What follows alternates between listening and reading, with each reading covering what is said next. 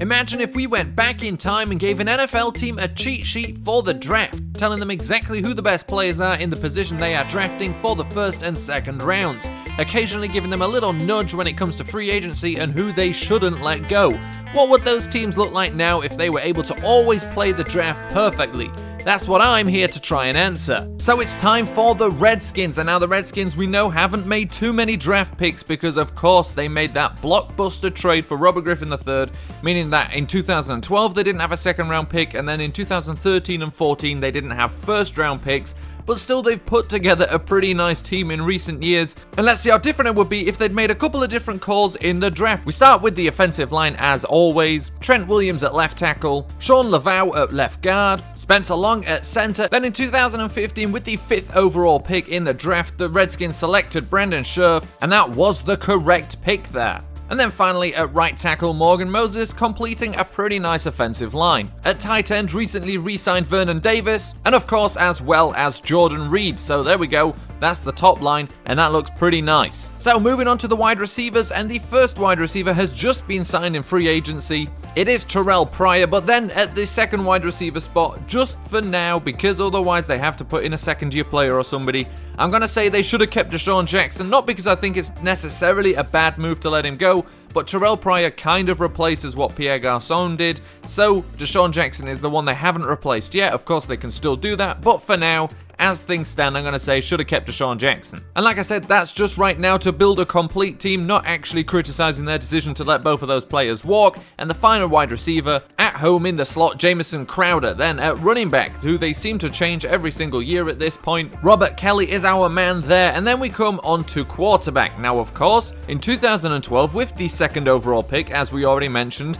the Redskins drafted Robert Griffin III. And of course, they actually drafted their current starter in that same year, but I don't think this is the man they would have taken in that spot instead of Robert Griffin III, so they've still traded up. Obviously, we can't undo that. They've got that number 2 pick. Who do they take, knowing that Kirk Cousins they can get when they got him anyway? Russell Wilson probably would be the man there, and this is one of those rare cases that even going back in time and getting them to change what they would do in the draft, they probably still would have taken Kirk Cousins. So the rare case here is that it doesn't actually affect the position, or wouldn't affect the position, because even when they drafted RG3, they still went for Kirk Cousins. So if they had got the right one, they would have Russell Wilson and Kirk Cousins on the team together. And you know, you can get a whole bunch of draft picks for either one of those. And that completes the offense. There's pretty much no changes, except for, of course, we're just making one free agency audible, and instead of RG3, they would have Russell Wilson. And that's the only change here. And now moving on to the defense. Free safety is a bit of a tricky one. There's a lot of options for players they have on the team that could play there. I'm going to for now just put Will Blackman there, although who knows if that's going to be right.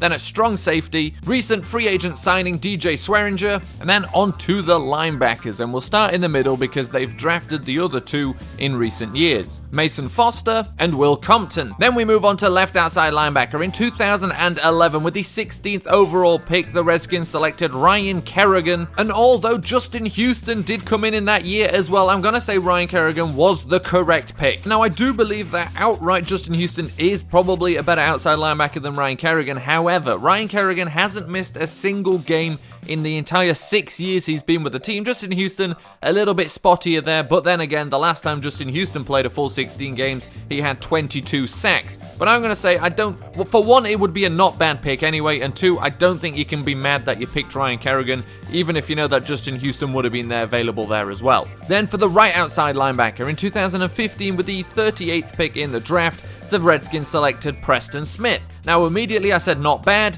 There is one other guy they could have taken though, but I'm gonna stick with Preston Smith. The other player would have been Marcus Golden. Now, Marcus Golden, of course, has had plenty more sacks than Preston Smith, especially after this last season, but the Redskins do seem to have a type at outside linebacker what they like. They like big, long players there. Preston Smith is 6'5", Ryan Kerrigan is 6'4", Marcus Golden is 6'2", and I think for what they liked in that position, and they seem to have a theme going on, Preston Smith is probably the player they still would prefer to take, even if he has had less sacks at this point than Marcus Golden, especially across from Ryan Kerrigan, who's going to pick up those sacks himself. Moving on down to the cornerback position. Josh Norman, of course, would be our number one, but then in the number 2 spot in 2013 with the 51st pick, the Redskins selected David Amerson, who of course now, playing for the Raiders, has actually turned into a pretty decent cornerback. For them, not so much, it's why they let him go. Logan Ryan would have been a guy they could have picked up instead there, and then for the third cornerback position, the nickel guy, Bashard Breeland, and then we move on to the defensive line. Starting with the right end, in 2014, with the 47th overall pick, the Redskins selected Trent Murphy, and I do believe that was the correct pick. Then, at the other defensive end position, in 2011, so defensive tackle in this case, of course, in 2011,